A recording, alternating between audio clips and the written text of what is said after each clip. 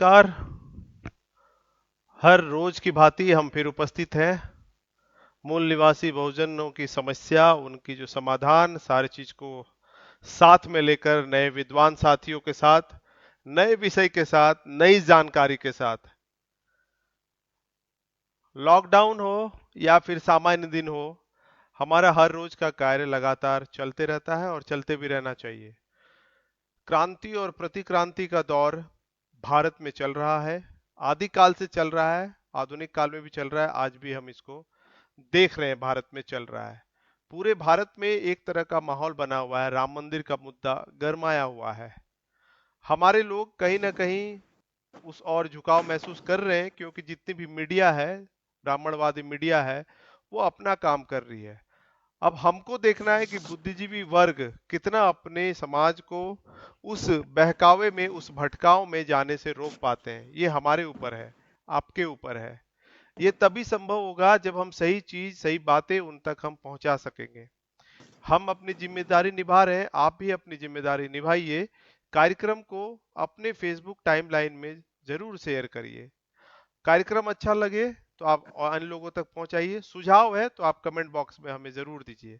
मगर हर रोज 1 घंटा आप यहाँ लगाइए, लिंक को अपने दोस्तों रिश्तेदारों को शेयर कीजिए। हो सकता है वो अभी नहीं देखे, लेकिन बाद में अगर देखेंगे तो हो सकता है हमारे जो पैनलिस्ट विद्वान साथी जो आपको बताएंगे, उनसे बहुत सारी चीजें वो समझ पाएंगे, नई चीजों की जानकारी होगी, इतिहास की जानकारी होगी। क्योंकि जो सही चीज है वो आप यहाँ देखेंगे। भारत में एक ब्राह्मण दूसरे ब्राह्मण को लड़ते हुए दिखा रहा है, ये समझिए ये बहुत बहुत ही खतरनाक मोड़ है। हाँ, हमारे बहुत सारे मुख्यमंत्री अलग अलग प्रदेशों में हैं, लेकिन क्या हो रहा है। हाँ, इसलिए हम लोगों ने आज का जो विषय है वो भी इसी से रिलेटेड है। आप जानते हैं हमने जो विषय आज का रखा है, पहले हमने प्रचारित कर रखा है इस विषय को। पिछड़ों के मुख्यमंत्री क्यों नहीं कर रहे पिछड़ों का कल्याण। बड़ा एकदम सिंपल लाइन में है। पिछड़ों के मुख्यमंत्री, बैकवर्ड क्लास के मुख्यमंत्री हैं। जब से वामसिफ संगठन का आंदोलन चला लंबे समय तक, काशीराम साहब के आने के बाद बहुत ज्यादा उभार आया। जो पिछड़ों का जो मूवमेंट है, बैकवर्ड क्लास का जो मूवमेंट है, जो असल में भारत के मूल निवासी उनका जो मूवमेंट है, और आज वो केंद्र में भी कहीं ना कुछ दबदबा बनाए हुए हैं। लेकिन सवाल है कि जो पिछड़े के लोग हैं, जो मुख्यमंत्री हैं, वो क्यों नहीं हमारा कल्याण कर पा रहे हैं। जो ओबीसी का रिजर्वेशन होना चाहिए 52%, वो 52% क्यों नहीं स्टेट में लागू कर रहे हैं। आप देखिए कर्नाटक या साउथ में बात करेंगे तो बहुत सारे जगहों पर लागू है। हाँ, देखेंगे कि आप वहाँ पे पूरा जो है रिजर्वेशन लागू है पर्याप्त मात्रा में। कितना स्पष्ट रूप से भरा जा रहा है ये अलग मुद्दा है। लेकिन जब हमारा मुख्यमंत्री है तो उसको हमारा कल्याण करना चाहिए, लेकिन नहीं कर रहे हैं। क्यों नहीं कर रहे हैं, क्या रीजन है। चलिए हम वार्ता शुरू करते हैं। और हमारे साथ जो अभी तत्काल हमारे साथ स्टूडियो में जुड़े हुए हैं, मानसून का मौसम है, आपको पता है टेक्निकल बहुत सारी कारणें हो सकती है, लोग अभी हमारे जितने पैनलिस्ट है सारे नहीं जुड़ पाए, लेकिन जितने जो हमारे साथ जुड़ पाए हम उनसे आपका परिचय करवाते हैं। हमारे साथ जुड़े हुए हैं अभी स्टूडियो में अमिताभ बच्चन जी जुड़े हुए हैं, मूल निवासी अमिताभ बच्चन जी जुड़े हैं, president SC ST teacher association आपके सामने स्क्रीन पर है। हम उनका स्वागत करते हैं, अभिनंदन करते हैं। हमारे साथ जो दूसरे पैनलिस्ट साथी जुड़े हुए हैं, वो रामेश्वर मंडल जी जुड़े हुए हैं। और हमारे साथ रामेश्वर मंडल जी स्क्रीन पर है, स्टेट प्रेसिडेंट PPID झारखंड, हमारे साथ जुड़े हुए हैं। और हमारे साथ दीपक जी जुड़े हुए हैं, जिनका कैमरा बैक कैमरा चल रहा है, उनसे रिक्वेस्ट है कि आप आगे वाला कैमरा चलाएं। तो हम शुरू करते हैं चर्चा को। सबसे पहले अमित जी के पास चलते हैं, उनसे हमारा संपर्क बना हुआ है। मानसून का माहौल है, तो अमित सर जी आप मेरा मुझे वीडियो सुन पा रहे हैं ना। लाइव नहीं आ रहा है। हाँ आएगा, लाइव आ रहा है, फेसबुक में आ रहा है। जी जी। लाइव नहीं आ रहे हैं। हाँ आप आ रहे मैं हैं। लाइव नहीं आ रहा हूँ। नहीं नहीं, आपको वहां नहीं दिखाई देगा लेकिन आप, लोग आपको देख रहे हैं, आप बाद में अपना देख लीजिएगा जी। अमित जी आपसे मेरा सवाल है। अ, सर मेरी लाइव नहीं आ रही है। मुझे आपकी आवाज रुक रुक के आती है। मेरी आवाज नेटवर्क साफ जा का, रही है। हाँ आपकी आवाज आ रही है, नेटवर्क का इशू हो सकता ओके है। ओके हाँ ओके हाँ, लोग देख रहे हैं ओके ओके आपको, आप निश्चिंत रहिए। ओके जी ओके। हाँ ठीक है। तो मेरा आपसे सवाल जो साधारण सवाल है सर, बिहार की बात हो, झारखंड की बात हो, अन्य भी जगह अगर हम देखें, मध्य प्रदेश की बात हो, तो बैकवर्ड क्लास का मुख्यमंत्री है।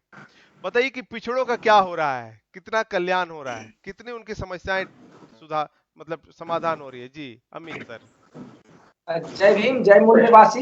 जी जय मूल सबसे निवासी। पहले मैं MBN न्यूज चैनल को धन्यवाद देता हूं कि शुरू से ही और अभी बहुजनों की आवाज को, उनके मुद्दों को, उनकी समस्याओं को लोगों के जन जन तक पहुंचाने का कार्य करता है। इसके लिए एमबीएन न्यूज चैनल को धन्यवाद दे देता हूं।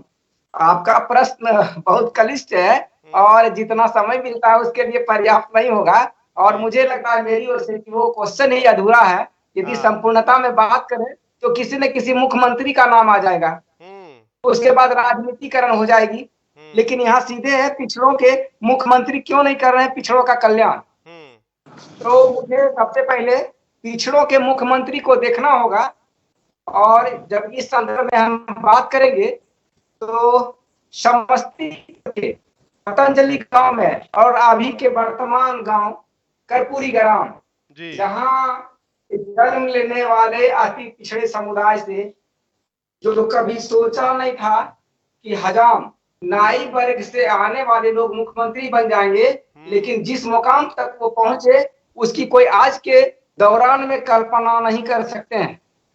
सही। और उन्होंने,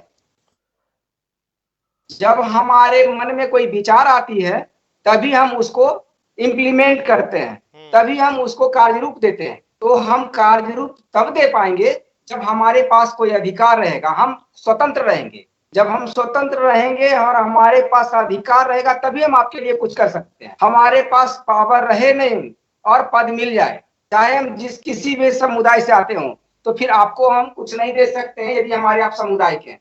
जी। हम तभी आपको देंगे जब मेरे पास पावर हो और हमारी दृढ़ इच्छा हो, तभी हम दे सकते हैं।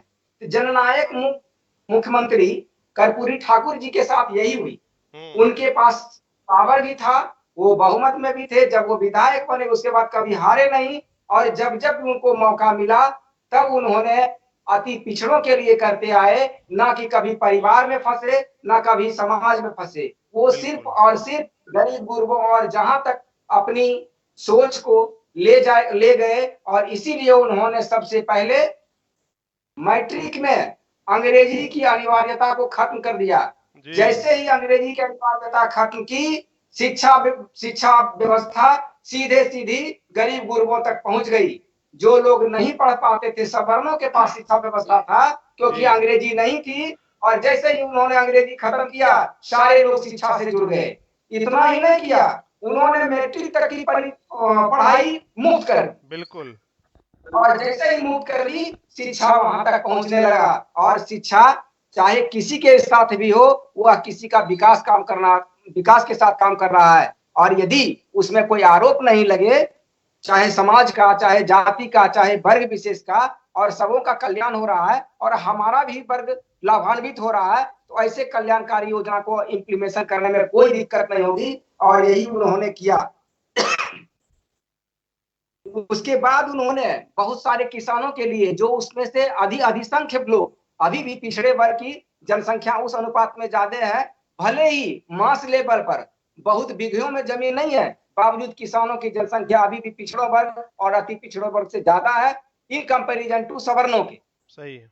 भले ही उनके पास बहुत है। तो ऐसे ऐसे उन्होंने काम देखा और ऐसे ऐसे उन्होंने काम किया कि इसका फायदा अधिक से अधिक लोगों तक, गरीब गुरबों तक पहुंचे, जिसमें पिछड़े वर्ग भी लाभान्वित हों।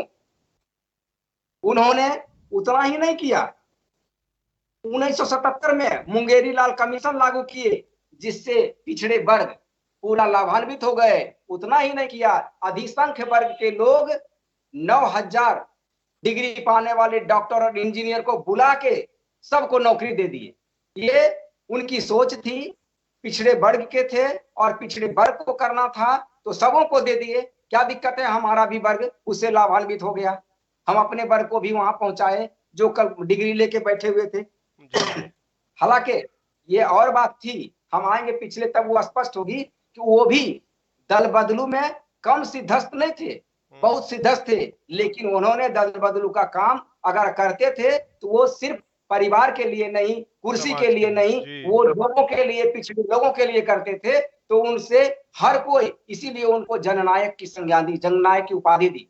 सही बोल रहे हैं आप। जब इनकी मृत्यु हो गई तब विरोधी दल के नेता बने लालू प्रसाद यादव जी। ये 1977 के जेपी आंदोलन के उपज थे और ये पहला छात्र नेता थे जो बिहार लोकसभा में चुन के गए, और जब वापस दोबारा आए विधानसभा चुनाव में आजमाने के लिए, तो पहले तो हार गए, लेकिन जब उन्होंने जीता, जब वो राज सत्ता में आया, जब उन्होंने लोकतंत्र को समझे और जेपी साहब की मूर्ति के पास शपथ लिए, उनकी शारीरिक बनावट कह दिए थे कि इन्होंने कुछ करने जा रहे हैं बिहार के लिए। और जो अति पिछड़ा, जो पिछड़ा कल तक गुमनामी के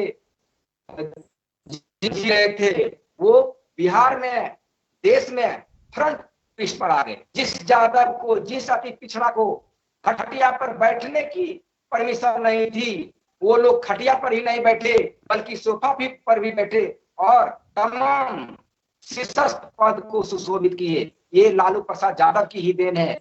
यूजीसी ग्रांट कमीशन में उन्होंने दो, एक कुशवाहा और दूसरा वो भी पिछड़े वर्ग से, और संजीवन सिन्हा वो भी ईबीसी वर्ग से आते थे, और दोनों को यूजीसी ग्रांट्स कमीशन के चेयरमैन बनाए। ये शीर्षस्थ पद था, उनके अधीन सभी लोगों को काम करना था। तो निश्चित रूप से वहां पर ऐसे अगर मेरिटधारी होंगे जो अत्यंत पिछड़ा वर्ग से आते होंगे, उनको लाभान्वित हुआ होगा। इतना ही नहीं किए उन्होंने गांवों तक बिजली पहुंचाई। जो शिक्षा व्यवस्था से नहीं हो रहा था, शिक्षा उनको नहीं मिल रही थी, और वहां पर जाके वो बिजली की व्यवस्था किए। स्कूल ही नहीं था तो वहां अति पिछड़े और पिछड़े वर्ग के बच्चे पढ़ते कहाँ? कि पिछड़े वर्ग के लिए तो अलग से चरवाहा विद्यालय खोला गया, मतलब उसकी सही से इम्प्लीमेशन नहीं हो सकी, या चाहे जो भी वजह रही, वो सक्सेस नहीं हुआ। लेकिन प्राथमिक विद्यालय, प्राथमिक स्वास्थ्य केंद्र, जिलों का निर्माण, पुलिस जिलों का निर्माण, और उन्होंने सोच के आए थे कि जो आज तक पिछड़े में नहीं किए वो सब कुछ में कर देंगे। और यही कारण रहा कि उन्होंने शिक्षा व्यवस्था को एकदम Fairlie Bihar public service commission से शिक्षक नियुक्त किए। और यदि उनको लगा कि जिला मुख्यालय में दिक्कत हो रही है, तो साफ सुथरा करने के लिए पटना में, राजधानी में केंद्र बनाया और अच्छे शिक्षकों की नियुक्ति की। ये शिक्षा के प्रति उनका समर्पण था, और जितनी वो उतना लोग आए। तो निश्चित रूप से सवर्णों की जनसंख्या 15% और मूल निवासी की जनसंख्या 85% है, तो इनकी संख्या भी अधिक आई, और आरक्षण को अच्छे से पालन करवाया। तो अति पिछड़ा और पिछड़ा वर्ग दोनों को आने का मौका मिला। उसके साथ दलित भी आए। इन्होंने सफाई अभियान चलवाया। पिछड़े वर्ग के लिए तो किया ही किया, अति पिछड़ों के लिए ही किए। अल्पसंख्यक आयोग, अति पिछड़ा अल्पसंख्यक आयोग को उन्होंने कानूनी मान्यता दी। जो पुलिस कल गरीब गुरुओं को, पिछड़ों को बैठने नहीं देती थी, एफआईआर दर्ज नहीं होता था, उनका सख्त निर्देश और आदेश आया कि कोई भी थाना पहुंचे गरीब गुरबे, सबसे पहले उसको कुर्सी दो, इज्जत से पेश आओ, किसी के स्वाभिमान में ठेस नहीं होनी चाहिए। यह वो दौर था जब अति पिछड़े और पिछड़े भी अपने आप को सवर्णों के साथ बराबर, अपने आप को खड़ा महसूस किए, सम्मानित महसूस किए, और तब अपने अधिकारों को वो जानने लगे। और तब शिक्षा को उन्होंने साफ साफ कहा, बाबा साहेब डॉक्टर भीमराव अंबेडकर की वो जो वाणी थी, संगठित हो, संघर्ष करो, शिक्षित बनो। और उसी के लिए उन्होंने की कहे कि जब हमको जन्म दिए हैं तो शिक्षा भी दो। इसीलिए उन्होंने कहा बकरी गैया चरती जाए और मुनिया बेटी पढ़ती जाए। उन्होंने शिक्षा को समझा, यदि शिक्षा हम गरीबों तक, दलितों तक, अति पिछड़ों तक पहुंचा दें, तो वो भी आज फ्रंट पर आएंगे और सवर्णों के साथ कंधे से कंधे मिलाकर चलेंगे, और उनका भी विकास होगा। जो कानून व्यवस्था पहले होता था, नरसंहार भी होता था, वो सब भी, हालांकि शुरुआत भी थी, लेकिन बहुजनों को जो सताया जाता था, उसमें पिछड़ा और अति पिछड़ा वर्ग, दलित के लोग रहते थे, उनको उन्होंने अगले पृष्ठ पर लाने का काम किया। बिजली तो ले गए ही गांव तक, उसके कारण वहां का विकास हुआ। उतना ही नहीं किए, जो भागलपुर में सांप्रदायिक दंगा हुआ, उसको भी सख्ती से पेश आए, और वो विश्वास जीतने में लोगों के काम आए, जिसमें से सवर्ण कम, सांप्रदायिक दंगे में पिछड़े, अति पिछड़े और जो गरीब गुरबे के लोग हैं, जो शिक्षित नहीं थे, वो ज्यादा मारे गए। और उस समय भागलपुर में जो बुनकर थे, हस्तकरघा उद्योग में 50,000 लोगों को मुफ्त बीमा करवाए वो मजदूर पर, और उसका फायदा वो पिछड़े और अति पिछड़े वर्ग के लोगों को ज्यादा मिला, क्योंकि मजदूर किस्म के लोगों को ज्यादा मिली, क्योंकि वो लोग उसमें ज्यादा काम कर रहे थे। जी तो अमित जी। इस तरह से, हाँ, अब जी। 2 मिनट में मैं माननीय वर्तमान मुख्यमंत्री पर आता हूँ। 2 मिनट में ये बात खत्म करूंगा। वो भी हम ये बात पहले भी बोले थे कि ये बाद में आएंगे हम, कि कोई भी तभी इम्प्लीमेशन करता है जब उनके प्रति दृढ़ निश्चय हो।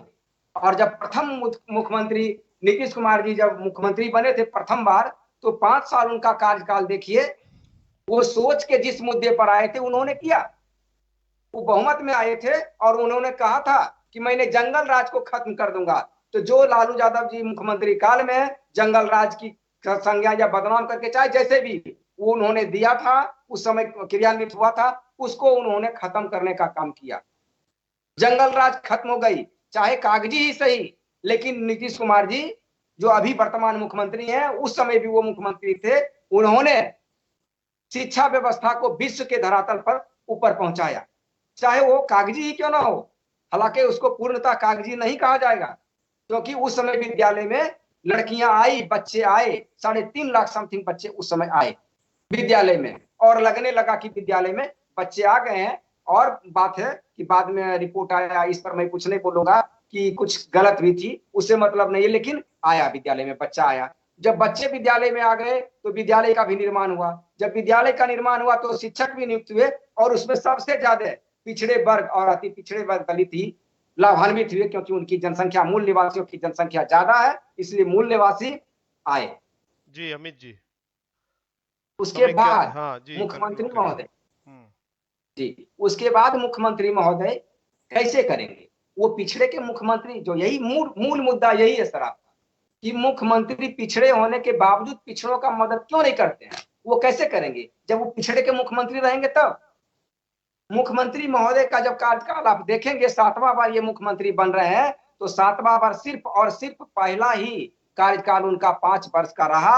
ये और बात रही कि उन्होंने हर समय कार्यकाल पूरा करने की कोशिश किया, कभी बीजेपी को धोखा, तो कभी आरजेडी को धोखा, तो कभी मांझी जी मुख्यमंत्री। और आज वर्तमान में क्या हो रहा है?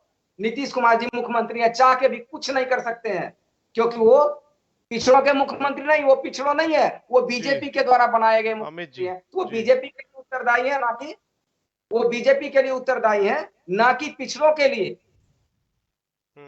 जी यही जी वजह रहा। जी अमित जी। जी, फिर हम हाँ जनाब। अगले राउंड में आपसे और हम जी राय बिल्कुल। लेंगे। लेकिन एक सवाल हम आपके पास छोड़ के जाते हैं।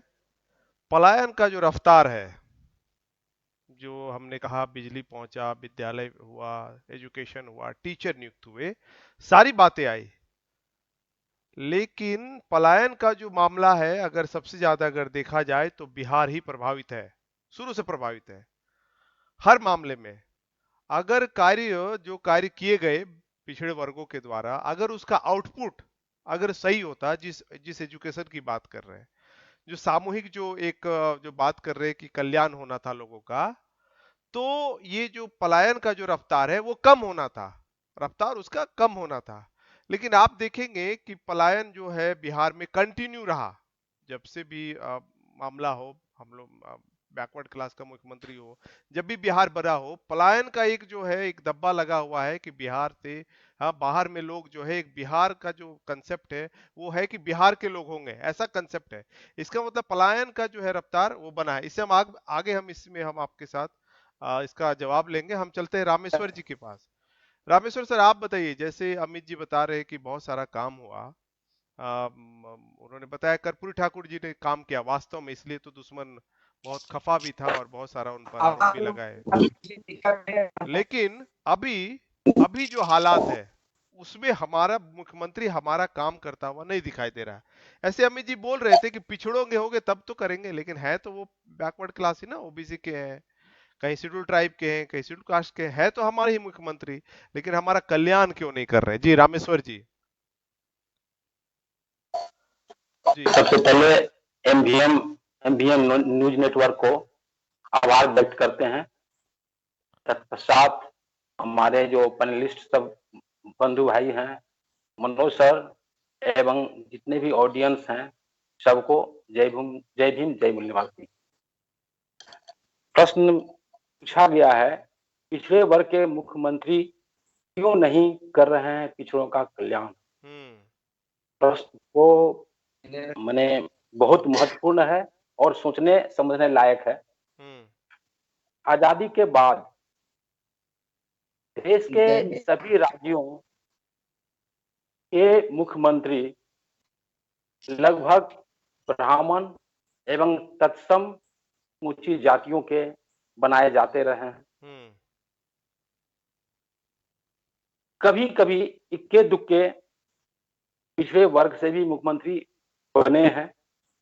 बिहार में श्री कृष्ण सिंह से लेकर जगन्नाथ मिश्रा तक लगभग सभी जो है मुख्यमंत्री सवर्ण समाज के हैं। ब्राह्मण, क्षत्रिय, भूमिहार, ये सभी जो है रहे हैं। लेकिन मंडल आयोग के बाद, मंडल आंदोलन के बाद स्थिति में बदलाव आया और पिछड़े वर्गों की स्थिति में जागृति आई, उनमें चेतना जागृति आई। पिछड़े वर्ग के दबाव के कारण देश के विभिन्न राज्यों में पिछड़े वर्ग के मुख्यमंत्री भी बनाए जाने लगे। लेकिन एक ऐसा राज्य है पश्चिम बंगाल, जहां आज तक सवर्ण ही मुख्यमंत्री बने रहे हैं। एक भी पिछड़ा वर्ग का मुख्यमंत्री नहीं रहा है। अब जब देश में पिछड़े वर्ग के मुख्यमंत्री बने तो पिछड़े वर्ग के लोगों को यह संभावना हुई कि अब हमारा कल्याण होगा, लेकिन उनकी उम्मीद पूरी नहीं हुई। मुख्यमंत्री तो पिछड़े वर्ग का हुआ, लेकिन पिछड़े वर्ग का जो कल्याण होना था वह नहीं हो पाया। इसके कई कारण हैं। सबसे पहले कि जो भी मुख्यमंत्री हुए हैं वो हमारे मूल निवासी बहुजन समाज के पिछड़े वर्ग के विचार के महापुरुषों की विचारधारा पर आधारित राजनीति से ताल्लुक नहीं रखते हैं और ब्राह्मणवादी विचारधारा आ गया है जी की राजनीति की उपज है। वे पिछड़े वर्ग के मुख्यमंत्री होने के बावजूद भी पिछड़े वर्ग का कल्याण नहीं कर सकते हैं। इसके लिए ब्राह्मणवादी ताकतों से समझौता कर उनका एक ही मकसद है कि वो सत्ता पर बने रहे। इसके लिए चाहे ब्राह्मणवादी ताकतों से समझौता करना पड़े तो कोई बात नहीं। कुछ तो पिछड़े वर्ग में मुख्यमंत्री ब्राह्मणवादी पार्टियों के हैं तो कुछ नहीं भी हैं। अगर वो नहीं है तो ब्राह्मणवादी शक्तियों के नियंत्रण में है। उनकी सरकार में ब्राह्मणों की वरीयता होती है। पिछड़े वर्गों के महापुरुषों की विचारधारा पर आधारित राजनीति पर मुख्यमंत्री बनी मायावती महापुरुषों की विचारधारा से भटक गई। जब जब वह मुख्यमंत्री बनी उसने उन्हीं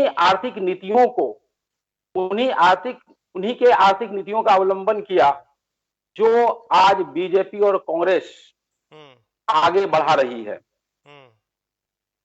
उसकी सरकार में माने बसपा या मायावती की सरकार में सरकारी चीनी मिल को औने पौने दाम में बेच दिया गया।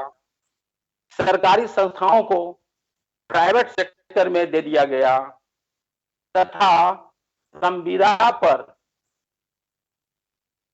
भर्ती की प्रक्रिया को जारी रखा। यही नहीं, संविधान की जो मूल भावना थी उसके विपरीत आर्थिक आधार पर सवर्णों को आरक्षण देने के लिए उन्होंने न केवल मांग किया बल्कि संसद में इसका समर्थन भी किया, क्योंकि पिछड़े वर्ग के हित के खिलाफ था। उसने सरकारी स्कूल के पाठ्यक्रम में पिछड़े वर्ग के महापुरुषों के जीवन और विचार को शामिल नहीं करा पाई। समाजवादी पार्टी के मुखिया अखिलेश यादव की पार्टी की कोई आइडियोलॉजी नहीं है। उनकी पार्टी में परशुराम समर्थक भी है और गोडसे समर्थक भी है। शोषक जातियां भी है और शोषित जातियां भी है। आरक्षण विरोधी भी है और आरक्षण समर्थक भी है। समानतावादी भी है और समानता विरोधी भी है। अब ऐसी स्थिति में बिना विचारधारा की पार्टी और उसमें जो है जिसमें ये आरक्षण विरोधी गोडसे और परशुराम समर्थक हो, उसमें पिछड़े का कल्याण संभव नहीं हो सकता था और न हुआ। जब उनकी कोई विचारधारा ही नहीं थी तो फिर वैचारिक प्रतिबद्धता का प्रश्न ही कहां रह जाता है।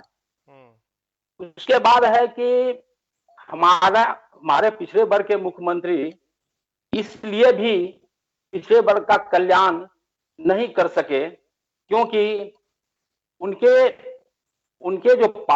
जो पार्टी है या पार्टी थी, उनमें ब्राह्मणी ताकतों का प्रभाव रहा है। कुछ ऐसे मुख्यमंत्री हैं जो ब्राह्मणवादी पार्टियों के नहीं है, लेकिन ब्राह्मणवादी ताकतों से घिरे हुए हैं। जी, रामेश्वर झारखंड, बिहार के मुख्यमंत्री कांग्रेस और बीजेपी के गठबंधन में शामिल है एवं ब्राह्मणी शक्तियों के नियंत्रण में है। इसलिए वे पिछड़ों के कल्याण की बातें करने की सोच भी नहीं सकते हैं। जी। बिहार में लालू प्रसाद जी ने पिछड़ों के लिए बहुत बड़ा काम किया था। उन्होंने आज जो भी आरक्षण 27% पिछड़ों ओबीसी को मिला है, वह हमारे लालू प्रसाद यादव जी का ही देन है। और उसके बाद जो है शिक्षा के क्षेत्र में भी उन्होंने कई यूनिवर्सिटी भी उन्होंने खोला है ना। इसलिए उनके शासन काल में जो है कुछ बहुत परिवर्तन हुआ है, सामाजिक परिवर्तन भी हुआ है। लेकिन नीतीश कुमार के शासन काल में कोई कल्याण की बात नहीं हुई, क्योंकि वह ब्राह्मणवादी पार्टी और ब्राह्मणवादी ताकतों के चंगुल में है। जी रामेश्वर जी, अब आते हैं जी अगले दौर में फिर और बात आप बोलेंगे, और भी हमारे पैनलिस्ट साथी हैं। जी धन्यवाद आपका। दिनेश यादव जी हमारे साथ जुड़े हुए हैं। दिनेश यादव जी, आपका कैमरा बैक कैमरा चल रहा है, आप उसको आगे वाला चलाइए। दिनेश जी, आपका बैक कैमरा चल रहा है, आपसे रिक्वेस्ट है। हाँ, कैमरा चल रहा है लेकिन आपका बैक कैमरा चल रहा है, आपसे रिक्वेस्ट है कि आगे वाला कैमरा ऑन करिए प्लीज। हाँ सर, नहीं हो गया सर? नहीं, कैमरा ऑन है आपका लेकिन बैक कैमरा चल रहा है। अगर राइट, हाँ ओके ओके ओके ओके, जी जी ठीक है, फाइन, ठीक है सर। हाँ आप आ रही है हमारी? जी जी आवाज आ रही है। अभी बातें आई, दो बातें आई कि एक तो कर्पूरी जी ने हमारे लिए बहुत ज्यादा काम किया, बिहार झारखंड उस समय बिहार में ही था। लालू यादव जी ने भी, जो उनको कहा जाता है मंडल के मसीहा, उन्होंने हाँ, लेकिन आज के दौर में हम आज की बात करें तो ऐसा दिखता नहीं है। मतलब हमारे लोगों के लिए हाँ वो नहीं दिखता। ऐसा क्यों, आपको क्या लगता है? जी दिनेश जी। बहुत सारा बात तो पहले आया है, हाँ जी, लेकिन संक्षेप में हम केवल 4 से 5 लाइन केवल कहना चाहते हैं अपने पूरे कंक्लूजन में। जो हमको समझ आता है, जो आपका सवाल है, सबसे पहले तो आपको आभार, आपने मुझे बुलाया। और सवाल जो है कि पिछड़ों के मुख्यमंत्री क्यों नहीं कर रहे हैं पिछड़ों का कल्याण, तो इसमें सबसे बड़ा बात है कि जो लीडरशिप होता है, उस लीडरशिप के अंदर कॉन्सेप्ट क्लियर होना चाहिए, विजन क्लियर होना चाहिए कि हमको करना क्या है। राइट। अगर हमारा विजन क्लियर नहीं होगा तो हम कुछ भी नहीं कर पाएंगे। आप नायक मूवी देखे होंगे, आप में से हमको लगता है सब लोगों ने देखा होगा, और काफी पॉपुलर मूवी रहा है। तो नायक मूवी में जब एक दिन का सीएम बनाया जाता है तो उसके पास कॉन्सेप्ट रहता है, इसलिए वो काम कर लेता है। अगर हमारे पास कॉन्सेप्ट नहीं होगा तो हम झारखंड में हमको मुख्यमंत्री बना दीजिए, हमको बिहार में मुख्यमंत्री बना दीजिए, हमको उत्तर प्रदेश में बना दीजिए, हम कुछ नहीं कर पाएंगे। जी। लेकिन यदि हमारा कॉन्सेप्ट क्लियर होगा तो हम एक दिन में बहुत कुछ कर सकते हैं। राइट। दूसरा बात है कि उनका कॉन्सेप्ट इसलिए क्लियर नहीं है क्योंकि वो आंदोलन को समझ नहीं रहे हैं, वो उनकी दर्द को नहीं समझ पा रहे हैं। मान लीजिए कि मैं अगर चीफ मिनिस्टर हूं और हमको समझ नहीं है, तो हमारे पास बहुत बढ़िया सिस्टम है, हम एसी के कमरे में हैं, हमारे पास लग्जरियस लाइफ है, सारा सिक्योरिटी है, सब कुछ है। लेकिन हम उस गांव में रहने वाले तमाम लोगों की दर्द को नहीं समझ पाते हैं कि वो किस दर्द से गुजरता है। अगर हम उसके दर्द को नहीं समझ पाएंगे तो हम कैसे कल्याण करेंगे, आप बता दीजिए। राइट। तो उनके अंदर दर्द समझने की कमी है, वो समझ नहीं पा रहा है कि जो लोगों के अंदर की भावना क्या है, उसका दर्द क्या है, उसकी प्रॉब्लम क्या है, उसका विजन नहीं है। लेकिन एक चीज हम आपसे अगला पूछना चीज है चाहेंगे कि बीच में दिनेश जी, कि आपने देखा कि जब स्टार्टिंग में जब लोक जनशक्ति पार्टी जो है वो उभर रही थी, तो उसके लीडर मतलब ऐसा बात कर रहे थे कि लग रहा था कि इनके अलावा और कोई अंबेडकर का दूसरा स्वरूप दिखाई दे रहा था, लेकिन बाद में बड़ा गड़बड़ी हो गया। इस पर भी आप बोलिए जी। संवेदनशीलता दिखाई देता है, मतलब जब लीडर बनना रहता है तो कुछ ना कुछ, लेकिन बाद में फिर गड़बड़ हो जाता है। जी दिनेश जी। सर आप देखिए जी, ये सवाल केवल मुख्यमंत्रियों पर आपने किया है, लेकिन आप देखेंगे तो प्रधानमंत्री भी पिछड़े समाज से हैं। हाँ। उन्होंने भी खूब कहा था, उन्होंने कहा था 2 करोड़ रोजगार देंगे, लेकिन जब रोजगार का हिसाब मांगने की बारी आई तब उन्होंने पुलवामा के ऊपर पूरा चुनाव कैंपेन कर दिया। जी। ठीक है ना। हाँ। तो आप समझ रहे हैं ना कि मामला कहां से कहां जा रहा है। जी। कहने के लिए अलग चीजें होती हैं और जब आप पावर में आते, वही तो हम कह रहे हैं ना कि आप पहली बात की कुछ कुछ ऐसे लीडर्स हैं जिनके पास विजन नहीं है, कुछ ऐसे लीडर्स हैं जिसके पास विजन है लेकिन दर्द नहीं है, वो डेडिकेटेड नहीं है अपने लोगों के प्रति कि हमको ये काम कर ही देना चाहे जैसे भी करना हो।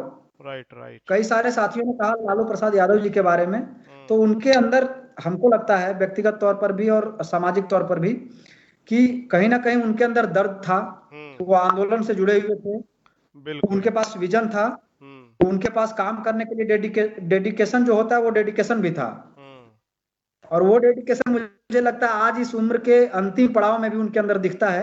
अन्यथा वो बीजेपी के साथ साठगांठ करके आराम से लग्जरियस लाइफ जी रहे होते, वो जेल में क्यों रहते। सही बात है। तो उनके डेडिकेशन से, उनके विजन से हम लोगों को सीखने की जरूरत है, देश के तमाम नेताओं को सीखने की जरूरत है जी। आगे हम ये कहना चाह रहे थे कि वो कभी आंदोलन से जुड़े नहीं रहे। अगला है कि वो कभी पिछड़ों के साथ, जो आपका सवाल है, पिछड़ों के साथ खुद को कनेक्ट नहीं कर पा रहे हैं। तो जब तक आप कनेक्ट नहीं करिएगा तो मुश्किल है ना, उसके प्रॉब्लम्स को कैसे मतलब समझिएगा। जी धन्यवाद। बहुत ही स्पष्ट शब्दों में, कम शब्दों में आपने बहुत सारी बातें बताई। हमारे साथ सुरेश जी जुड़े हुए हैं। सुरेश जी, मुझे आप सुन पा रहे हैं तो आप अपने माइक को अनम्यूट करिए। जुड़ने में आप लेट करते हैं तो ये एक समस्या हमारे लिए बन जाता है। जी माइक को अनम्यूट करिए और फिर हम आपसे वार्तालाप करेंगे। बिहार से हैं, नवादा से हैं। जी माइक अनम्यूट नहीं हुई सर आपकी। हाँ हो गई। हाँ हो गया। जी बोलिए। जी चर्चा तो आप सुन ही रहे हैं, कहाँ हम खड़े हैं अभी। जी सुन रहे हैं। जी बोला जाए। सुन रहे हैं। जी हाँ, ये जो समस्या है हम लोगों को कि पिछड़ों, ये मुख्यमंत्री या पिछड़ों के काम विकास के नहीं करते हैं। तो जो हमारा सोच है कि आज तक भारत में 70-72 बरस के शासन में ओबीसी जिसकी आबादी 52 से 60% और उसका एक भी राष्ट्रीय पार्टी नहीं है। हाँ, तो सर थोड़ा लोकतंत्र पीछे हो में जाइए, थोड़ा सा कैमरा से दूर हो जाइए। जी हाँ बोलिए। ठीक है। जब लोकतंत्र में राष्ट्रीय पार्टी हम सब भारतवासियों का, मूल निवासियों का नहीं है। फिलहाल में जो एक पीपीआईडी बना है तो ये अभी तरुण अवस्था में है। तो जब 2 गो संगठन बना के यूपीए एनडीए बना के पूरे देश के मूल निवासियों का जो सांसद हैं, जो विधायक बनते हैं, वो कहीं न कहीं 2 गुट में जाते हैं, या तो यूपीएम जाते हैं एनडीए में जाते हैं।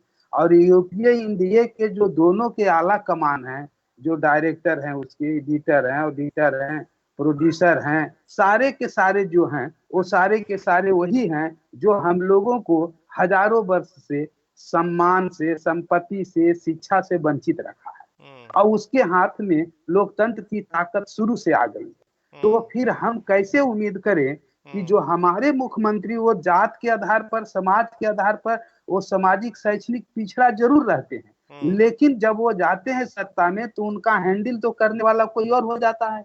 और हैंडल जब करता है तो ये क्या चाहते, इन्हें क्या मिलता है? गाड़ी मिलता है, बंगला मिलता है, स्कॉट मिलता है, पैसा मिलता है, सब कुछ मिलता है, लेकिन पावर तो इनको मिलता नहीं, क्योंकि हैंडल तो ऊपर होता रहता है।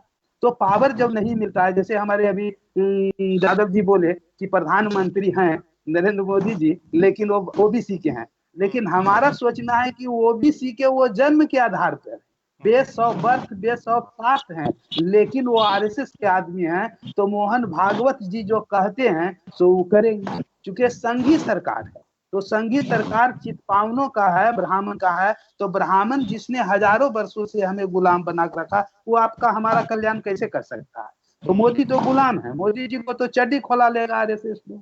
तो हमारे मुख्यमंत्री आज जैसे हैं, 43 सीट है जदयू का और 74 सीट है बीजेपी का, बीजेपी मीन्स आरएसएस का। तो आरएसएस नहीं चाहता है भारत के मूल निवासियों का कल्याण करना। यही सोच लीजिए कि 72 साल में भी आरक्षण नहीं मिला, 60 साल कांग्रेस ने रख दिया काका कालेलकर आयोग को कचड़े में, उसके बाद आज बीजेपी की सरकार है, अलायंस है, बीजेपी के सामने कोई ताकत किसी का नहीं है। तो ये करेंगे, इनको क्या है, जो कुछ मिल रहा है, व्यवस्था मिल रहा है जीने का सबको, लेकिन पावर हैंडल तो ऊपर है। अच्छा, अगर कोई, सबसे मूल बात यह भी लेकिन है स्टेट कि का तो हमारे पावर उनके पास है ना सुरेश सर। जी, स्टेट का पावर है, लेकिन मास मेजोरिटी जो है वो अलायंस है, 43 और 74 है। तो 74 देख लेगा तो दूसरा मुख्यमंत्री वो कैंडिडेट ओबीसी को खड़ा कर देगा। कैंडिडेट वैसा को खड़ा करेगा जो संविधान देखा तक नहीं है, संविधान पढ़ने की तो बात दूर है, फंडामेंटल राइट वो जानते नहीं है। विधायक तो हमारे 80% लोग क्रिमिनल्स लोग बन रहे हैं, कोई योग्य व्यक्ति तो जाते नहीं है। तो उनको गाड़ी बंगला सब कुछ मिलता है, तो वो हमारा ओबीसी समाज की समस्या को कैसे सुलझाएंगे? क्योंकि उन्हें तो सब कुछ मिलता है और सब कुछ वही व्यवस्था करते हैं जिसके हाथ में इस देश की सत्ता शुरू से आ रही है। ये बहुत बड़ा मेजर प्रॉब्लम है, क्योंकि हमारी जो अभी तक पार्टियां बनी है, चाहे सपा हो, बसपा हो, जदयू हो, तो देख लीजिए कि उस पार्टी में जो है राज्य स्तरीय है, लेकिन कभी जो है आज तक के नेशनल लेवल पर भारत में एक बसपा छोड़ के कोई भी नहीं जा सका। बसपा भी गया तो देखिए फिर कचड़े में चला गया, फिर उसी के गुलाम हो गया, घुटना उसी के बीच टेक दिया। तो ये समस्या हमारा है, सबसे बड़ा समस्या है कि हमारा स्वतंत्र जब तक के कोई नेशनल लेवल पर फिगर अपना नहीं होगा ओबीसी, एससी, एसटी और माइनॉरिटी का, तो हमारा दर्द को समझने वाला नहीं है। क्योंकि वो क्यों समझेंगे, वो तो हमको गुलाम बना के रखे हैं। इसलिए हमारी मूल समस्या है। अब भारत में जहां तक के बात है कि ओबीसी समाज जो हमारा है, तो ओबीसी समाज में जो हमारे आद है कि ओबीसी समाज में वैसे लोगों को कैंडिडेट को टिकट दिया जाता है, जाति के आधार पर दिया जाता है, और उसके बाद जो संस्कार और संस्कृति का जो पाखंडियों का गुलाम है मानसिक रूप से, वैसे व्यक्तियों को टिकट देते हैं। वो संसद में जाते हैं, वो विधानसभा में जाते हैं, तो उनको अपना गाड़ी बंगला है, सब कुछ मिल जाता है। तो हमारा समाज को क्या देखेंगे?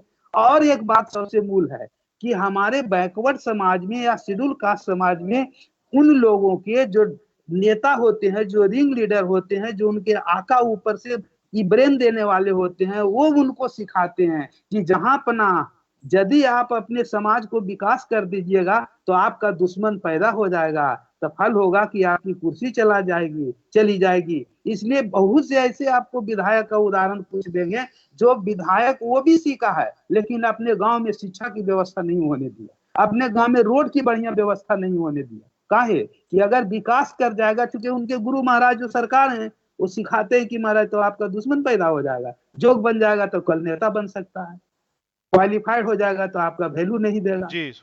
वैसे अभी हमारे समाज में, और वैसा मैंने देखा है कि वैसा समाज है जो विधायक बनते हैं, एमपी बनते हैं, लेकिन अपने समाज को विकास करने देना नहीं चाहते जी, ताकि कि हमारा कोई भविष्य में ऐसा नहीं हो। तो सवाल है कि ओबीसी जो है वो कैसे हमारा समाज विकास करेगा और कैसे डेवलप करेगा। वो तो इस ढंग से सोचते हैं, मेंटलिटी उनका जो है संकीर्ण हो जाता है, और डायरेक्टर उनके वो लोग हैं।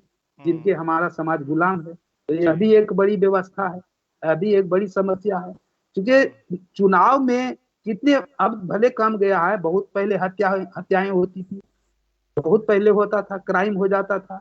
अच्छा, ये तो ईवीएम आ गया है, तो ईवीएम तो घोटाला के केंद्र बना हुआ है, जी सर, ईवीएम उस तो पर आएंगे। हटाने के लिए। जी सर। जी, तो समय इसलिए का हमारा भी ध्यान समाज, रखना है जी।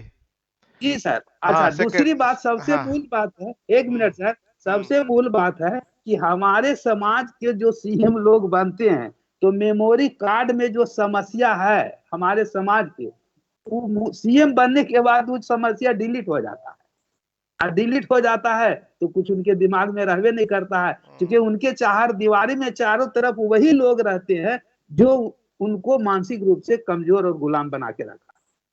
मेरा जी मानना है ऐसा, जी जी इसलिए वो कर नहीं जी पाते हैं। जी, धन्यवाद। आपने दो बातें बताई, एक तो राष्ट्रीय स्तर के हमारा कोई मतलब पार्टी नहीं है, और दूसरा नहीं है। कि जब वो सीएम बनते हैं तो उनके चारों ओर जो है, खैर जी अमित जी आपके पास चलते हैं। आपने बात बताया कर्पूरी ठाकुर जी का और लालू यादव जी का, वास्तव में है, और उसका हम देखते हैं। कर्पूरी ठाकुर जी जब जी सत्ता में तो दुश्मन वर्ग ने बहुत नारा लगाया, जो उनके मतलब जाति को लेकर, उनको माँ के लिए गाली भी लोगों ने सड़कों पे दी। हाँ, जी जब दुश्मन सड़क पर उतर आए तो समझ जाते हैं कि हमारे जो लोग हैं वो सही रास्ते पर चल रहे हैं। लालू यादव जी को भी जी जेल में डाल दिया गया, और आज हमने उनका जन्मदिन 2-3 दिन पहले देखा, बहुत ही बुरी स्थिति में उनको लाकर खड़ा कर दिया। एक हट्टा कट्टा जो नौजवान, जो मतलब लगता था कि अभी 20-25 साल इनको कुछ नहीं होगा, मतलब बहुत ही दर्दनाक स्थिति में पहुंचा दिया। मुझे बहुत दुख हुआ जिस दिन उनका जन्मदिन का जो एक फोटो आया, आप लोगों ने भी देखा होगा, मतलब बहुत ही मतलब कह नहीं सकते हैं। चलिए अब आते हैं सॉल्यूशन पर। अमित जी ये बताइए कि जैसे सुरेश सर ने बताया कि राष्ट्रीय पार्टी हमारी नहीं है, अगर बीएसपी बनी भी तो उसका क्या आज स्थिति है आप जानते ही हैं।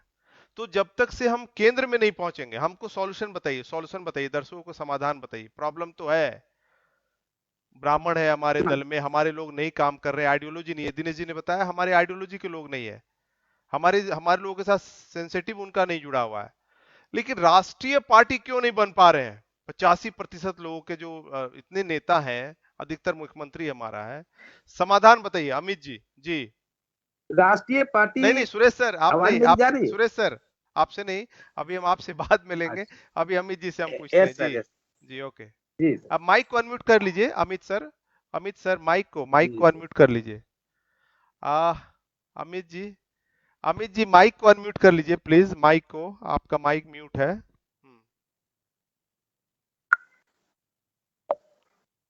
माइक सर अनम्यूट करिए, वाइट वाइट, हाँ ओके ओके जी अब मैं बोलिए। बोल रहा था सर कि हाँ आपका मेरा, प्रश्न साफ साफ हाँ नहीं हाँ आया है मेरा सर। प्रश्न ये है, समाधान बताइए। राष्ट्रीय पार्टी हमारी नहीं बन पा रही है, हम 85% है, हम हल्ला कर रहे हैं, हम 85 मूल निवासी, हाँ, लेकिन 85% का एक भी राष्ट्रीय पार्टी नहीं, और 3.5% ब्राह्मण का 5-5 राष्ट्रीय पार्टी। हाँ बताइए अमित जी। सर, राष्ट्रीय पार्टी नहीं बनने के कारण बहुत सारे हैं, और अभी आप कह रहे हैं कि सर राष्ट्रीय पार्टी नहीं बन रही है, लेकिन मैं अपने जीवन विद्यार्थी काल में देखा कि India one man India Shri Lalu Prasad Yadav ji, जिसको चाहे प्रधानमंत्री बना दिए, जिसको चाहे प्रधानमंत्री से हटा दिए। ये राष्ट्रीय पार्टी तो बहुत छोटी चीज, जिसको चाहे वो बना दिए, जिसको चाहे वो हटा दिए। तो राष्ट्रीय पार्टी नहीं बनने का कारण ये भी है कि स्वार्थपरक राजनीति करना और अपने से किसी को नीचा देखना, अपने से किसी को आगे बढ़ते नहीं देखना। यदि लालू यादव उस समय, मेरा अनुभव कहता, यदि लालू यादव चाहते तो रामविलास पासवान प्रधानमंत्री पद के लिए सबसे पहले नंबर पर थे, लेकिन उनको नहीं दिया गया, और इंद्र कुमार गुजराल जी, जिसको कोई कल तक नहीं जान रहे थे उस राष्ट्रीय लेवल पर, वो प्रधानमंत्री बन गए।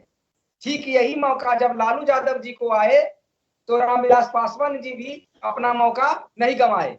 ठीक यही बात मुलायम सिंह यादव जी पर भी लागू हुआ कि लालू यादव जी चाहते तो मुलायम सिंह यादव जी प्रधानमंत्री बनते, और उन्होंने नहीं चाहा लालू यादव प्रधानमंत्री बने, इसलिए लालू यादव जी भी चाहे कि मुलायम सिंह यादव प्रधानमंत्री नहीं बने। ये सभी के सभी बैकवर्ड समाज थे, बैकवर्ड समाज से थे और सबके पास अपना अपना विजन था। चाहे रामविलास पासवान की बात करें, जिस विभाग में उन्होंने गया उस विभाग को चमका दिए। लालू यादव जी की बात करें तो उनके पास अपना इतना दृढ़ शक्ति थी कि जिस काम को वो चाहे, कभी देखे ही नहीं कि हमारे साथ बाद में क्या होगा, उस काम को अंजाम दे दिए, चाहे जितना बड़ा भी काम रहे। मुलायम सिंह यादव जी उतने बड़े प्रदेश के मुख्यमंत्री रहे, उनके पास इतना अनुभव था और बहुत बड़का लॉबी था उनके पास, वो राष्ट्रीय पार्टियां बन जाती। लेकिन उन्होंने ऐसा नहीं किया। सभी ने सभी अपने अपने क्षेत्रों में जाकर छोटी छोटी पार्टियों में विभक्त हो गए मुख्यमंत्री बनने के लिए। इसलिए राष्ट्रीय पार्टी नहीं बन पाए। चाहे वो आरजेडी की बात करें या समता पार्टी की बात करें, जिसकी आज नींव देख रहे हैं जदयू, और आरजेडी उस रूप में था, लोक जनशक्ति पार्टी का निर्माण। तो ये जो शक्तियां बाद में केंद्र में भी रहे, चाहे लालू यादव जी हो, चाहे रामविलास पासवान जी हो, चाहे नीतीश कुमार जी भी हो, सभी के सभी केंद्र में रहे और सभी के सभी मुख्यमंत्री भी बने। इसका मतलब है कि इनमें इतनी एबिलिटी थी कि राष्ट्रीय पार्टियां बना लें। लेकिन बाद में ये जो आरएसएस वाले हैं, उन्होंने सब चीज को देखा, अध्ययन किया, इंतजार किया और आरएसएस वाले मौके की तलाश में रहा। जब तक लालू यादव जी रहे, आडवाणी जी की इतनी हिम्मत नहीं हुई कि बिहार में सांप्रदायिक दंगा फैला दे, और आडवाणी जी जैसे लोग को अगर थामने का कोई काम किया तो लालू यादव जी जो आज काम ममता बनर्जी जी कर रहे हैं पश्चिम बंगाल में, प्रधानमंत्री जी को, अगर नरेंद्र मोदी जी को आज के टाइम में अगर कोई रोकने का काम किया है, जो सवर्णों का एक बहुत बड़ा नेतृत्व पीछे से करता है, लेकिन मुखौटा रहते हैं प्रधानमंत्री नरेंद्र मोदी जी, रोकने का काम किए दो बार ममता बनर्जी अमित जी, ये अलग इशू है। ब्राह्मणों की लड़ाई हमें अभी तक समझ में नहीं आई है। आपको पता है कि ये वही बंगाल है जहां बाबा साहब को ज्योति बसु ने, जिस पार्टी से आज है, उस पार्टी ने बाबा साहब का विरोध किया था उनको चुनाव में। दूसरी एक तो ये बात है, नेता भले आपस में लड़े, हम समाज की बात कर रहे हैं ना, पिछड़े वर्गों का कल्याण। बिहार में आज भी पलायन उसी स्तर पर है। अमित जी मेरी बात पूरी सुन लीजिए। मतलब मेरा क्या कहना है कि हम क्या चाहते हैं, हम और आप क्या चाहते हैं कि समाज का कल्याण हो। अगर एक तरह से हम देखते हैं, ये ऐसी बात, ये अच्छी बात है कि हम जानते हैं कि लालू यादव जी मंडल के मसीहा रहे, उन्होंने बहुत ज्यादा काम किया, पिछड़ों को आवाज दिया, ये बात सही है। लेकिन 15 साल के शासन काल में प्रदेश को बदला जा सकता है। आप बेंगलोर देख लीजिए, पंजाब देख लीजिए, हरियाणा देख लीजिए, हमसे कहीं आगे है। आज भी बिहार के लोगों को बाहर जाने पे एक उसको तबका लगा हुआ है। आपको भी पता होगा जो वास्तविकता है। तो ओवरऑल 15 साल मुख्यमंत्री रहने के बावजूद वो क्यों नहीं कर पाए? एक तो ये था हमारा सवाल। खैर उस पर जो भी बात हो, बहुत सारी बातें आ गई, लेकिन अब अल्टीमेट सॉल्यूशन बताइए अमित जी। हमारा समय भी है अंतिम समय में, क्योंकि लेट से 10 मिनट लेट से हम शुरू किए। अल्टीमेट सॉल्यूशन बताइए, समाधान बताइए जी अमित जी। सर, अगर इसको रियली में सेंट्रल पार्टी बनाना है, केंद्रीय पार्टी, राष्ट्रीय पार्टी बनना है, तो सबसे पहले आपसी मतभेदों को भुलाना होगा। नीतीश कुमार जी एक बहुत बड़े वर्ग का प्रतिनिधित्व करते हैं।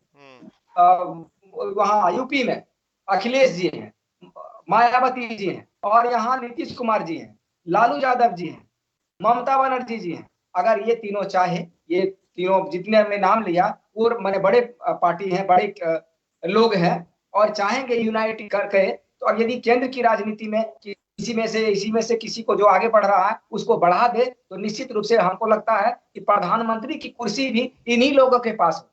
हाँ, क्योंकि मेजोरिटी इन्हीं के पास है। जी मेजोरिटी इन्हीं के पास।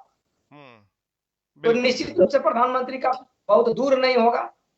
आप 15% आप उसको डिफरेंस उसको बता तो दीजिए कि सीट आपकी है, तो फिर आप जीतते हैं कौन? दलित से नहीं जीतता, अति पिछड़ा से नहीं जीतता है, वो जीतता है बीजेपी पार्टी से, वो जीतता है किसी पार्टी से, राजनीतिक दल से, ना कि जैसे अभी जो राजनीति पार्टी में जो अति पिछड़े के हैं लोकसभा में, तो लोकसभा में अति पिछड़े के थोड़े ना, वो तो बीजेपी के हैं। इस बात को उनको समझना चाहिए था जी। आज उदित राज जी दलित का बढ़िया रहते हुए, एमपी रहते हुए बाहर है। क्यों? क्योंकि उन्होंने कहा नहीं, हम बीजेपी के नहीं है, हम दलित के हैं, इसलिए उनको बाहर कर दिया गया, उनको टिकट नहीं मिला। ये लोग अपने आप को समझते ही नहीं है कि हम अपने वर्ग से हैं और हमारा वर्ग बहुत बड़ा है।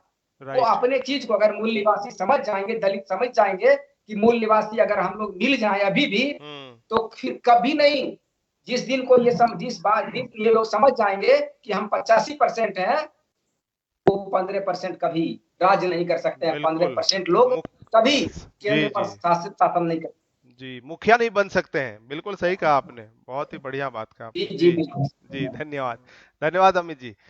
दिनेश सर, आप क्या कहेंगे जी? बताइए, सॉल्यूशन बताइए सर, समाधान बताइए जी। माइक को अनम्यूट कर लेंगे प्लीज, माइक को अनम्यूट कर लेंगे। हाँ दिनेश सर, आपसे आग्रह है, माइक को अनम्यूट कर लीजिए। हाँ ओके, बोलिए। आवाज मिल रहा है हमारा? हाँ बोलिए। जी, क्योंकि शुरू से मेरा आदत रहता है थोड़ा कम बोलने का और कम से कम में थोड़ा कंक्लूड कर देने का। तो एक जानकारी हम क्लियर करना चाहते हैं आप सभी लोगों के माध्यम से, क्योंकि शायद हमारी गलत जानकारी रही होगी। जैसे अभी कुछ कह रहे थे कि हम मतलब जिसको आप बहुजन कह लेते हैं कि बहुजनों के लिए कोई राष्ट्रीय पार्टी नहीं रही, तो क्या कभी आरजेडी समाजवादी पार्टी और बीएसपी क्या कभी राष्ट्रीय पार्टी नहीं रही है? नहीं रही है ना, बीएसपी रही कुछ दिन तक। 4% ऐसा है कि अगर 4% अगर आप वोट लेते हैं ओवरऑल 4%, तो आप बन सकते हैं। अभी उसको 6% कर दिया गया है, लेकिन अभी बीएसपी भी बाहर हो गई है। जी जी। हमको जो जानकारी था वो समाजवादी पार्टी भी था, आरजेडी भी था और बीएसपी भी था। नहीं नहीं जी ना जी। ठीक है, हम उस जानकारी को क्लियर फिर से कर लेंगे एक बार। दूसरी बात है, समाधान ये है जो हमको समझ आता है, बहुत स्ट्रगल है इसमें। हाँ, बहुत स्ट्रगल है। और जो लोग कह रहे थे वो इतना आसान नहीं है कि अखिलेश यादव साथ आ जाते हैं। हाँ, नहीं आ सकते सर, बिल्कुल संभव नहीं है। वो अनप्रैक्टिकल चीज है, और वो जिस तरफ हम जाना चाहते हैं वो बहुत मतलब कठिन रास्ता है। त्याग है, और नए त्याग है, सिरे समर्पण है। कौन छोड़ेगा हाँ, राष्ट्रीय अध्यक्ष का आप पद? अगर आरएसएस को देखेंगे, आप अगर आरएसएस को मैं मानता हूं कि दुनिया में कोई काम असंभव नहीं है जी। लेकिन उसके प्रति जो एफर्ट लगना है वो एफर्ट तो आपको लगाना पड़ेगा। दूसरी बात है कि आप अगर आरएसएस को रीड करेंगे तो आरएसएस में बहुत सारे पीढ़ियां ऐसी है जो खप गई। सही बात है। चुपचाप बिना सवाल किए खप गया। बिल्कुल। तब जाकर के आज 10 साल से केंद्र में सरकार में है, 2014 से 2024 तक। करेक्ट। ठीक है, तो आपको खपना सीखना होगा, आपको बीज रोपना सीखना होगा, आपको बुनियाद डालना सीखना होगा। आपने बुनियाद नहीं, आपने कभी डाला नहीं, आपने कभी रिसर्च सेंटर नहीं खोला, आपने अपने बच्चों को कभी ये बताया नहीं कि आपका इतिहास क्या है, आपको कहाँ पढ़ना है। आपके समाज का बच्चा शराब पी करके जय श्री राम का नारा लगा रहा है सड़कों पर। ये हमारे लिए भी और आपके लिए भी शर्म की बात है जी। हम अपने लोगों को बता नहीं पाते हैं। हम हर दिन फेसबुक पे लड़ते हैं, अपने ही लोगों से लड़ते हैं। ठीक है, आज एक आदमी से, एक लड़का से पूछ रहे थे, वो ग्रेजुएशन का स्टूडेंट था। ठीक है, हम मतलब कुछ ऐसा सवाल था जो हम उससे पूछ दिए और उसको जानकारी नहीं था, जबकि वो ग्रेजुएशन का स्टूडेंट था, उसको जानकारी होनी चाहिए थी, और वो बहुजन समाज का लड़का था। फिर हम उसको पूरा डिस्क्राइब करके उसको बताए, फिर बोला भैया हम आपसे हर दिन बात कर लिया करेंगे। हम बोले कर लेना। तो ये बातें हैं कि हम रिसर्च सेंटर नहीं बना पाए हैं, और नए सिरे से इस चीज को सोचिए सारे लोगों को। आप आज तुरंत में तो नहीं होगा, आप सोच लेंगे कि 2024 में कुछ हो जाएगा, तो नहीं होगा, बिल्कुल अनप्रैक्टिकल चीज है। अगर आप ये सोचेंगे कि 2047 में कुछ हो जाए तो शायद संभव है, और उसकी नींव आज गाड़नी होगी। जी दिनेश जी। हाँ, बिल्कुल, उसके लिए आपको करेक्ट आप बात बोल रहे हैं। पड़ेगा। एक लाइन और, एक लाइन अंतिम लाइन, कि आज जो यूनिवर्सिटियों में हमारे बच्चे पढ़ रहे हैं, आज जो कॉलेजों में हमारे बच्चे पढ़ रहे हैं, उसको इस बात का इम्पोर्टेंस समझा दीजिए और उसको विजन दिखा दीजिए और एक लीडरशिप दे दीजिए। वो लीडरशिप, लेकिन शर्त है कि वो लीडरशिप ईमानदार रहे। उस लीडर जी जी जी धन्यवाद जी जी बहुत बहुत आभार जी। पिछले बार भी आपने बिल्कुल सटीक शब्दों में हमें जानकारी दी थी, आज भी आपने वैसे ही बात की है। बिल्कुल टू द पॉइंट आपने बात किया, बहुत बहुत आभार। हमारे लोगों के पास रिसर्च विंग नहीं है, हम पार्टी बना लिए हैं लेकिन किस आइडियोलॉजी पे काम करेंगे, क्या होना चाहिए, बुद्धिजीवी वर्ग का हमारा खेमा नहीं है। सुरेश जी बोल रहे थे जी। आपका माइक म्यूट है सर, और आपके यहाँ से आवाज आ रही है काफी। जब आपका रिसर्च नहीं रहेगा ना तो आपका विजन क्लियर नहीं होगा। ठीक है, ओके ओके, थैंक यू बहुत बहुत धन्यवाद। अभी हम करते हैं, हम सुरेश जी से ले लेते हैं, फिर हम अंत में जो प्रदेश के अध्यक्ष साहब हैं हम उनसे लेंगे। हाँ सुरेश जी, सुरेश जी आप मुझे सुन पा रहे हैं क्या? जी माइक को आप अनम्यूट करिए सुरेश जी। हाँ वीडियो को ऑन करिए जी, वीडियो ऑन नहीं है आपका। रामेश्वर सर आप बताइए हमें क्या समाधान है जी। जी माइक को अनम्यूट कर लीजिए जी।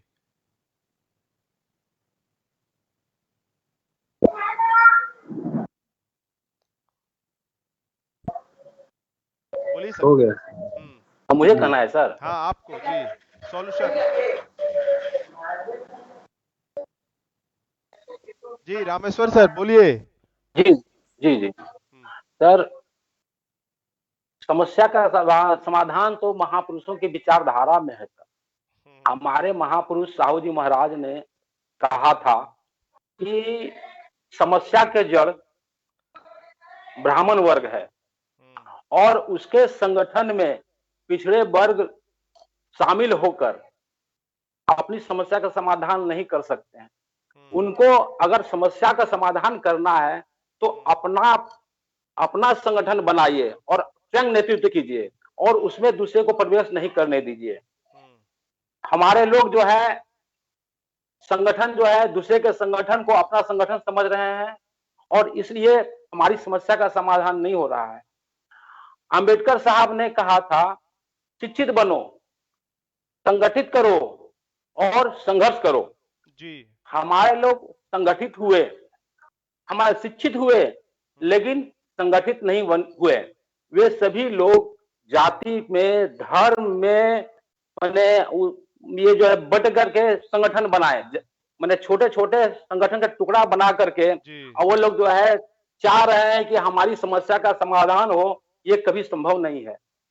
इसके लिए जो है एसटी, एससी, ओबीसी और इससे संबंधित इनसे धर्म परिवर्तित माइनॉरिटी, ये सभी जो हैं इनको ज्योतिबा फुले जो है मूल रूप, ये मूल निवासी के रूप में पहचान दिए हैं।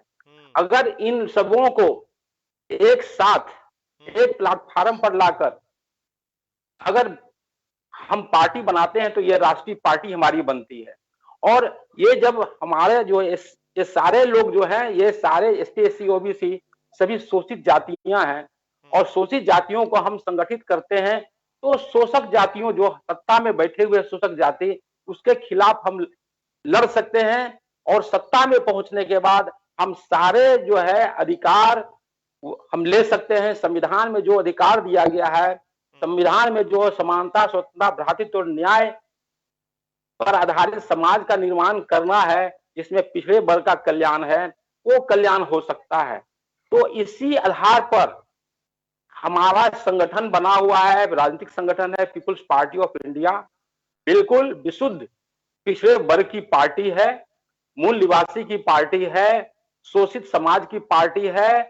अगर इस प्लेटफार्म पर हम लोग जो है राष्ट्रीय स्तर पर संगठन को मजबूत करते हैं, एसटी, एससी, ओबीसी, माइनॉरिटी सब मिल करके, तो निश्चित रूप से हम सत्ता में जाएंगे और जब शासक बनेंगे तभी हमारी समस्या का समाधान होगा और इससे अतिरिक्त नहीं हो सकता है। जी जी बहुत बहुत धन्यवाद आपका। सुरेश जी आपकी वीडियो ऑफ है, आप अगर ऑन कर लेंगे तो हम आपसे राय ले सकते हैं, और अदरवाइज हमारा समय भी हो गया है और हम दर्शकों से, वीडियो आपका ऑफ है जी।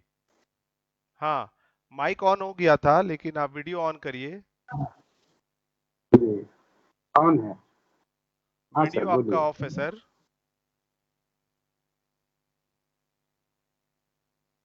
चलिए कोई बात नहीं, इसलिए हम हमेशा अपने जो पैनलिस्ट, हाँ जी हो गया आपका ऑन, आप अपनी बात रखिए। हाँ सर। जी, आप बताइए, समाधान बताइए, कम शब्दों में बताइए, 1 या 2 मिनट में। हाँ, जी। कम शब्द में, हाँ कम जी। शब्द में है, हम्म। कम शब्द में यही है सर कि जो हमारा समाज है, जो मूल निवासी समाज है, तो वास्तव में हमारा जो संस्कार और संस्कृति का गुलाम है, वो गुलामी को छोड़ना होगा, और गुलामी जो मानसिक है उसको ठुकराना होगा, और तब मनुष्य जो है आजाद हो जाएगा, और तब वास्तविकता समझ में आ जाएगी। क्योंकि हमारे देश में इतिहास ही गलत पढ़ाया जा रहा है, संस्कार और संस्कृति दोनों से गुलाम बना बैठा है। इसलिए हमारे लोग जो हैं, इसलिए हमारे लोग जो हैं वो गुलाम बने बैठे हैं, और इनको सामाजिक क्रांति लाना होगा।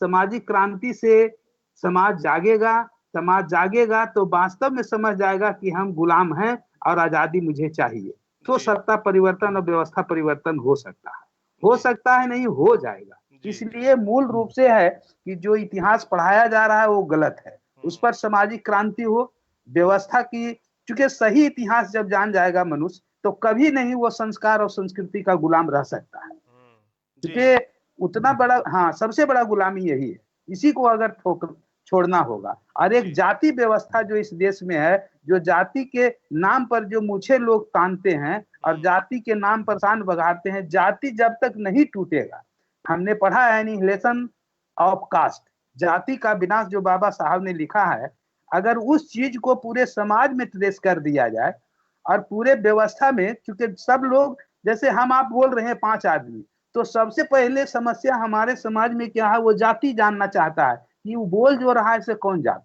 है, इसीलिए उनको धंसता नहीं है। सही बात इसीलिए नहीं धंसता है, जात के आधार पर वो बात को पसंद करते हैं। सच्चाई को पसंद करे तो बड़ी जल्दी अवेयरनेस हमारे समाज में आ जाए। तो मेन है अवेयरनेस लाना, संस्कार संस्कृति को ठुकराना, ठीक, तब हमारा संभव है। जी, बहुत बहुत धन्यवाद, बहुत बहुत आभार आपका।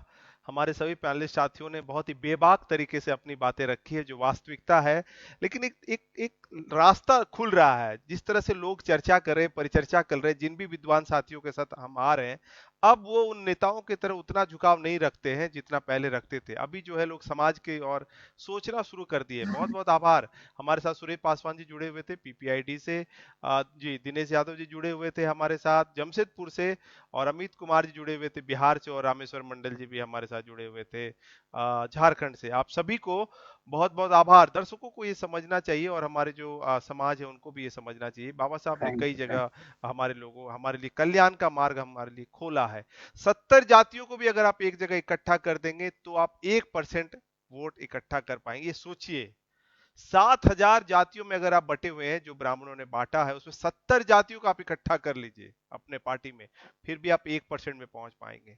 भारत में 31% आपको वोट चाहिए, तब आप राष्ट्रीय पार्टी बन पाएंगे। सोचिए कितना आपको काम करना है, कितना सामाजिक मूवमेंट चलाना है, रिसर्च करना पड़ेगा कैसे, ये चीज समझने का बात है। दूसरी बात यह है, बाबा साहब ने कहा कांग्रेस जलता हुआ घर है, जलता हुआ आग का गोला, उसमें जो जाएगा जल जाएगा। ये भी बात उन्होंने कहा था कि तुम जाओ कांग्रेस में जरूर, लेकिन अपना जो झोपड़ी है उसको बचा के जाओ, अपना जो सामाजिक दायित्व है उसको निभा के जाओ, वरना जब वहां से धकेले जाओगे तो ये झोपड़ी नहीं रहेगी, तो आज कहां जाओगे। वही वहां एलजीपी खत्म हो गया, उसका बेटा संभाल नहीं पाया। अगर सामाजिक मूवमेंट चलता रहता तो वास्तव में जो बात कही अमित जी ने कि आज जो है रामविलास पासवान जी पीएम होते। आप सोचिए, हमारे दर्शक जो बता रहे उसको गंभीरता से, हमारे जो पैनलिस्ट आपको बता रहे, दर्शकों से अपील है कि आप गंभीरता से सोचिए।